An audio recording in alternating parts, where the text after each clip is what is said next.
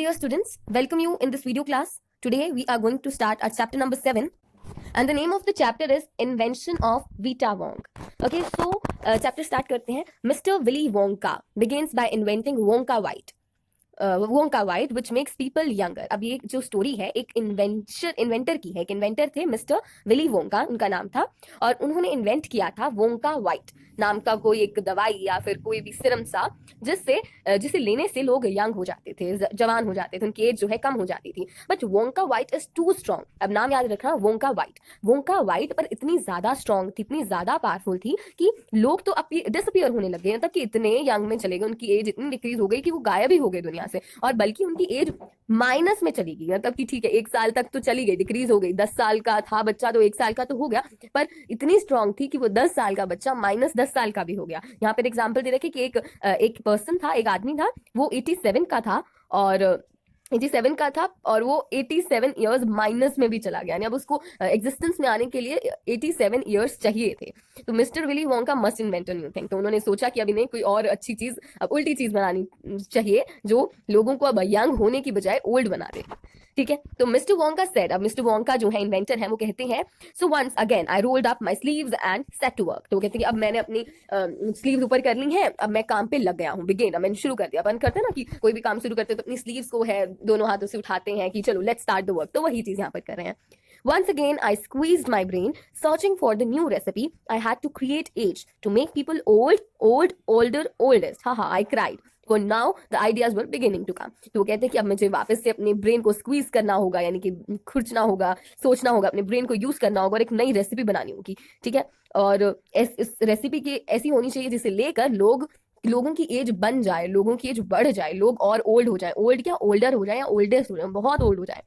वो कहते हैं कि अब मेरे आइडियाज आ रहे हैं. तो फिर वो सोचते हैं कि what is the oldest living thing in the world. सबसे ज्यादा ओल्ड क्या चीज है इस वर्ल्ड में. What lives longer than anything else. ऐसी क्या चीज है जो किसी भी चीज से ज्यादा जीती हो, जिसकी एज बहुत ज्यादा हो. वो पूछ रहे हैं. A tree, Charlie said. अब यहाँ पर एक चार्ली नाम का बंदा आ रहा है. कहते कि एक ट्री होता है, वो जो है सबसे ज्यादा उसकी एज होती है. Right your Charlie. तो फिर मिस्टर वोंका कहते हैं कि बिल्कुल सही, but what kind of tree, पर किस तरीके का ट्री. नॉट द डॉगलस फिर नाम का कोई ट्री है, वो भी नहीं इतना ओल्ड रहता. ना ही ओक भी टाइप ऑफ ट्री है. Not the cedar. अब ये तीनों एक टाइप ऑफ ट्रीज है, आपको साइड में गिवन है, साइड पर आप देख सकते हैं उनके बारे में. तो कह रहे हैं तीनों इतने ज्यादा ओल्ड तो नहीं होती, इतनी ज्यादा एज तो नहीं उनकी. No my boy, it is a tree called the bristlecone pine that grows upon the slopes of Wheeler Peak in Nevada, USA. तो कहते हैं कि ये सब ट्री नहीं, एक ट्री है जिसका नाम है bristlecone pine, जो कि यूएसए के नेवेडा में ग्रो करता है. You can find bristlecone pines on Wheeler Peak today that are over 4000 years old. कहते हैं कि उनकी एज जो है 4000 साल होती है. दिस इज फैक्ट चार्ली, ये फैक्ट है. चार्ली को बताते हैं mister Wonka. Ask any dendrochronologist you like. वो बोलते हैं, वो मिस्टर वोंका चार्ली को कहते हैं तुम किसी भी डेंड्रोक्रोनोलॉजिस्ट. ये कौन होते हैं डेंड्रोक्रोनोलॉजिस्ट? जो ट्री की एज बताते हैं, जो स्टडी करते हैं ट्रीज के बारे में, उनकी एज को स्टडी करते हैं, वो होते हैं डेंड्रोक्रोनोलॉजिस्ट. तो कहते हैं मिस्टर वोंका चार्ली को कि तुम किसी भी डेंड्रोक्रोनोलॉजिस्ट से जाकर पूछ लो. ठीक है, so that started me of. I jumped into the great glass elevator. अब यहाँ पर ये बात कौन कर रहा है? ये बता रहे हैं मिस्टर वोंका सब कुछ. पहले उन्होंने बताया था कि अब मुझे कुछ ऐसा इन्वेंट करना है, सब कुछ वो बता रहे हैं. तो फिर वो कहते हैं कि अब मैंने स्टार्ट कर दिया. मिस्टर वोंका कहते हैं और मैं ग्रेट ग्लास एलिवेटर, यानी एलिवेटर क्या होता है, काइंड ऑफ लिफ्ट को भी हम एलिवेटर कहते हैं, राइट. तो उस ग्लास की, कांच की लिफ्ट के अंदर मैं आ गया और मैं पूरे वर्ल्ड में घूमा, पूरी दुनिया में घूमा. सारी ओल्डेस्ट, जो सारी चीजों के अंदर सबसे ज्यादा जिसकी एज थी, हर चीज की सबसे ज्यादा, हर चीज, कोई भी जितनी भी चीजें हैं उनमें सबसे ज्यादा ओल्डेस्ट चीज के बारे में मैंने सर्च किया, उसको ढूंढा. A pint of sap from 4000-year-old bristlecone pine. एक bristlecone pine जो 4000 साल पुराना था, जिसकी एज 4000 साल थी और अभी भी एग्जिस्ट कर रहा था, उसका एक पिंट, एक काइंड ऑफ उसका टुकड़ा सा ले लिया, उसकी कोई शाखा सी ले ली. The toe nail clipping from 160. अब देखो ट्रीज में भी सबसे ओल्डेस्ट ट्री का ले लिया उसने. और फिर उसने क्या किया, एक 168 ईयर ओल्ड रशियन फार्मर का टो नेल, उसके पैर के नाखून को लेकर आया. राइट, तो यानी एक आदमी को भी, सबसे जो ओल्डेस्ट आदमियों में सबसे ज्यादा ओल्डेस्ट था, उससे ले आया, उसका कोई पार्ट ले आया. And egg led by a 200-year-old टोर्टोइस. अब एक टोर्टोइस में भी एक सबसे ओल्डेस्ट था जो कि 200 साल का था, उसका जो एग था मैं वो ले आया किंग ऑफ टोंगा से. ठीक है, और एक मैं हॉर्स, सबसे ज्यादा हॉर्स में सबसे ज्यादा एज इस हॉर्स की थी जो अरेबिया में था, जिसकी एज 51 years old थी. मैं उसकी टेल लेकर आया, उसकी पूंछ बालों की होती ना, तो बाल ले आया उसका.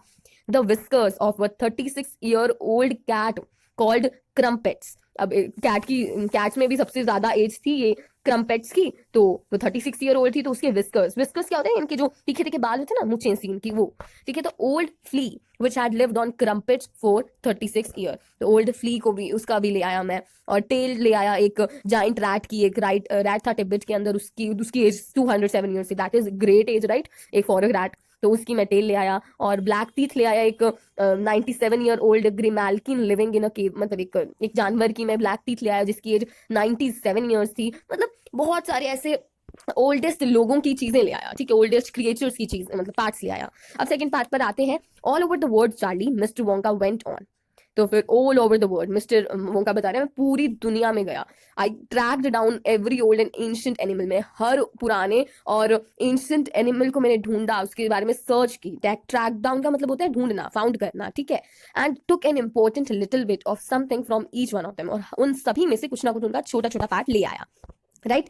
अब आगे हम बात कर रहे हैं अ हेयर और N eyebrow, sometimes it was no more than an ounce or two of jam scraped from between its toes while it was sleeping। तो मतलब चाह रहे हैं कि हर, मतलब इतने खतरनाक खतरनाक एनिमल से मैं बहुत कम दूरी पर था, और वो सो रहे थे, अगर वो जाग जाते थे लाइक दे वुड किल मी, मुझे मार सकते थे, पर मैंने बहुत खतरा उठाया। आई ट्रैक्ड डाउन मतलब मैंने ढूंढा, किसको ढूंढा, मैंने विसलपिक को ढूंढा, मैंने बॉबो लिंक को ढूंढा, मैंने एस्केरोक और पोलीफ्रोग, द जायंट करली की वैसे से नाम है इनके, the stinging slug and the venomous squerkle who can spit poison. मतलब वो बता रहे हैं वेनोमियस जो स्क्वर्कल है, जो कि अपनी राइट आई से, जो अपनी सीधी आंख से क्या कर सकते थे, पॉइजन यानी जहर स्पिट कर सकते थे, थूक सकते थे, गिरा सकते थे, फेंक सकते थे, what ever you can say, 50 yards away, इतनी दूर से भी। But there is no time to tell you about them all now Charlie. वो फिर मिस्टर वोंका कहते हैं कि मैं अभी इतना टाइम नहीं है मेरे पास बताने का, let me just say quickly that in the end after lots of boiling and bubbling and mixing and testing in, तो चार्ली को बताते हैं कि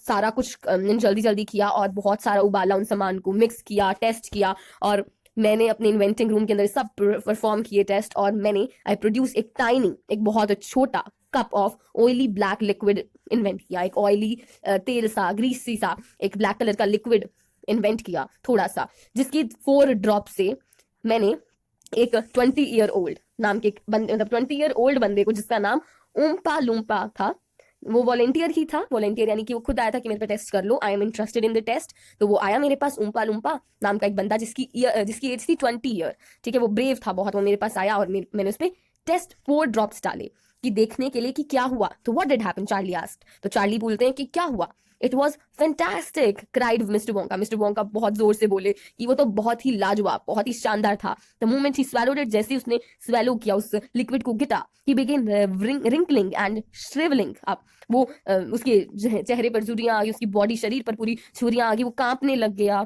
और उसकी सारी बॉडी से जो है हेयर झड़ने लग गए, उसके बाल झड़ने लगे, जैसे हम एज होती है, बढ़ती हैं, बूढ़े होते हैं लोग तो उनके बाल झड़ने लग जाते हैं, उसके जो टीथ थे वो गिरने लग गए, टूटने लग गए, और before I knew it he had suddenly become an old fellow of 75, और मैं कुछ देख पाता, जान पाता उतनी देर में वो 75 ईयर्स का एक ओल्ड मैन बन गया। And this my dear Charlie was Vita Wonk invented, और अब इसी तरह, इसी के साथ मैंने वीटा वोंग इन्वेंट कर दिया, यानी उन्होंने जो लिक्विड, जो इन्वेंशन की, जो दवाई सी प्रोड्यूस की, उसको नाम दे दिया वीटा वोंग। और हमने पहले देखा था जो उनकी पहली दवाई थी, उनकी जो पहली इन्वेंशन थी, वो थी, उसका नाम था, क्या नाम था उसका, नाम बताया था ना आप कि Willy Wonka begins on invented Wonka white, Wonka white उन्होंने इन्वेंट की थी, जिससे लोग यंग हो जाते थे। अब इन्होंने इन्वेंट की वाइट वोंका, राइट। अब इन्होंने वाइट वीटा वोंक और उसमें थी वोंका वाइट, इन्होंने ऐसे नाम बता दिया, मतलब वाइट वीटा वोंक जो कि ओल्ड बना रही थी, और इन्होंने पहले वोंका वाइट बनाई थी, जिससे लोग यंग हो रहे थे। तो दैट्स ऑल, ये हो गया चैप्टर कंप्लीट हमारा। इसके अंदर हमने क्या देखा कि उन्होंने इन्वेंशन किया, एक पहली ऐसी दवाई का इन्वेंशन किया जिसका नाम था वोंका वाइट, जिससे लोग यंग हो जाते थे। फिर बाद में उनको प्रॉब्लम्स आ रही थी, लोग इतने ज्यादा स्ट्रॉन्ग थी उनकी जो वोंका वाइट नाम की दवाई, जिससे मतलब लोग एग्जिस्ट ही नहीं कर रहे थे, माइनस में उनकी एज चली जाती थी, सॉरी फॉर द डिस्टर्बेंस, उनकी एज माइनस में चली जाती थी। और अब उन्होंने वीटा वोंक इन्वेंट किया, जिससे लोग ओल्ड हो जाते। तो दैट वाज अबाउट इन्वेंटर की स्टोरी थी, और इसके जो राइटर हैं वो है Roald Dahl. Okay, so let's see the question answers. These are the question answers Vita Wonk इस इन्वेंशन की। तो what trees does mister Wonka mention, किस ट्रीज के बारे में मेंशन किया, किस ट्री के बारे में मेंशन किया जो बहुत ज़्यादा देर तक जीती रहता है, एग्जिस्ट करता है, जिसकी एज बहुत ज़्यादा होती है, और how long does this tree live, कितनी साल जीता है, हमने देखा था 4000 ईयर्स, जिसका नाम था ब्रिसिलगोन पाइन, राइट। तो वो कहाँ मिलेगा ये भी हमने पढ़ा था कि वो यूएसए में मिलता है ना। तो आप ये क्वेश्चन का स्क्रीनशॉट ले सकते हो और नोट कर सकते हो अपने नोटबुक में। So moving to the next question, how many of the oldest living things you remember, मतलब आपको ये सिर्फ एक बेसिक क्वेश्चन है कि उन्होंने बताया था कि कितनी बहुत हर चीज के अंदर वो एक हर ओल्डेस्ट चीज का पार्ट लेकर आए थे। तो कौन कौन सी ओल्डेस्ट थी, तो 4000 ईयर ट्री था, एक रशियन फार्मर था, और ऐसी बहुत सारी चीजें थी। So if you want to do this question you can, और if you want to skip it. Okay, so moving to the third question. Why does Mr. Wonka collect items from the oldest things? उन्होंने क्यों collect किए सारी, और क्या आपको लगता है कि ये राइट वे है इन्वेंशन शुरू करने का? सो यू कैन टेक, और ये लास्ट सेकंड पार्ट जो है ये आप अपनी मर्जी से लिख सकते हो, that depends on you only. Okay, so moving to the fourth question, what happens to the volunteer who swallow, क्या हुआ, पहले बात उसका नाम क्या था, लूम्पा, लूम्पा नाम था ना उनका, तो ऊम्पा लूम्पा, तो उस पर क्या हुआ जब उसने 4 ड्रॉप्स जो है उसकी न्यू इन्वेंशन की स्वैलो कर ली, गिट गई, तो 20 ईयर ओल्ड था वो, 75 हो गया, राइट। अब है कुछ एक्स्ट्रा क्वेश्चन जो थोड़े से अच्छे लगे मुझे। What was the need of Mister Wonka to invent Vita Wonk, Vita Wonk उनको इन्वेंट क्यों करना पड़ा, क्योंकि जो उन्होंने पहले वीटा वोंग जो था, मतलब पहले उन्होंने वोंका वाइट इन्वेंट किया था, वो सही नहीं जा रहा था, उससे लोग डिसअपियर भी होने लगे थे, इवन उनकी जो एज है नेगेटिव में जा रही थी, माइनस में जा रही थी, तो उन्होंने उसको कंपनसेट करने के लिए एक नया एक्सपेरिमेंट, एक नई इन्वेंशन की जिसका नाम था वीटा वोंग, ठीक है। बाकी आप देख सकते हो क्वेश्चन को। Second question, name 5 ancient things collected by mister Wonka, आपको वो सेकंड क्वेश्चन जो हमने पहले देखा उसकी तरह ये सेम क्वेश्चन है। अब व्हाट हैपेंड टू द उम्पा लुम्पा, हाँ ये भी वही है कि क्या हुआ, वो 20 इयर्स ओल्ड था, 75 हो गया, बाकी अलग अलग different ways of writing the question है, ठीक है। इन्होंने नाम बता दिया, इसमें नाम नहीं बता रखा था। Okay, so moving to the poem, now we will start the poem. Okay, poem of this chapter. So this is the poem. Poem, name of the poem is dad and the cat and the tree. तो आपने कभी एक tree, किसी भी cat को tree climb करते देखा है, तो और अगर वो ट्री बहुत ज्यादा लंबा बड़ा होता है, बहुत ऊंचा होता है, तो वहां पर कैट जो है फंस जाती है, ठीक है, और वो उतर नहीं पाती अगर उसकी कोई हेल्प ना करे, तो और फिर वो बहुत रोती है, बहुत डर जाती है ना। तो ये भी एक ऐसी स्टोरी है कि यहाँ पर एक बच्चा है, उसके घर में ट्री पर एक बिल्ली फंस जाती है, और डैड जो है उसे हेल्प करने के लिए ऊपर चढ़ते हैं। तो पहले हम रीड करेंगे पोएम को, and then I will explain you. This morning a cat got stuck in our tree. Dad said, right, just leave it to me. The tree was wobbly, the tree was tall. Mom said, for goodness sake, don't fall. Fall? Scoffed Dad. A climber like me, child's play that is use. Wait and see. He got out the ladder from the garden shed. It slipped, he landed in the flower bed. Never mind, said Dad, brushing the dirt off his hair and his face and his tortoise and his shirt, trousers and his shirt. We'll try plan B. Stand out of the way. Mom said, don't fall again, okay? Fall again? Said Dad. Funny joke. Then he swung himself up on a branch it broke. Dad landed well up, back on the deck. Mom said, stop it, you'll break your neck. Rubbish, said Dad. Now we'll try plan C. Easy as winking to a climber like me. Then he climbed up high on the garden wall. Guess what? He didn't fall. He gave a great leap and he landed flat in the crook of the tree trunk right on the cat. The cat gave a yell and sprang to the ground, pleased as punch to be safe and sound. So it's smiling and smirking, smug as can be, and poor old dad still stuck up the tree. So ये poem है, बहुत interesting है, पढ़ने में भी बहुत interesting थी, तो I'll explain to you now कि ये बता रहे हैं कि एक मॉर्निंग क्या हुआ, एक सुबह क्या हुआ, कैट जो थी स्टक हो गई। This morning cat got stuck in our tree, हमारे ट्री के अंदर फंस गई। तो मेरे डैड ने कहा कि राइट, जस्ट मेरे के ऊपर लीव कर दो, मुझ पे छोड़ दो, मैं सब संभालूंगा। तो ट्री जो था वो थोड़ा सा टेढ़ा मेढ़ा था, अजीब सा टेढ़ा मेढ़ा लंबा सा था, और ट्री वॉज टॉल, और बहुत लंबा था ट्री। मम सेड, मेरी मम्मा ने कहा कि भगवान के लिए गिर मत जाना, तुम कर तो रहे हो। फिर डैड कहते हैं, फॉल? मैं गिरूंगा? एक मेरे जैसा क्लाइंबर, मुझे तो बहुत अच्छे से चलना था, ये मेरे लिए तो बच्चों का खेल है, तुम बस वेट करो और देखो। He got out the ladder from the garden shed. फिर गार्डन के अंदर शेड थी, स्टोर रूम टाइप सा, वहां से एक लैडर, एक सीढ़ी लेकर आए, और it slipped, he landed in the flower bed. और फिर वो जो सीढ़ी थी वो स्लिप हो गई यानी फिसल गई, और वो जो मेरे डैड थे ही लैंडेड, वो भी गिर गए किस पे, फ्लावर बेड पे, यानी जहाँ पे फूल लगे हुए थे वहां गिर गए।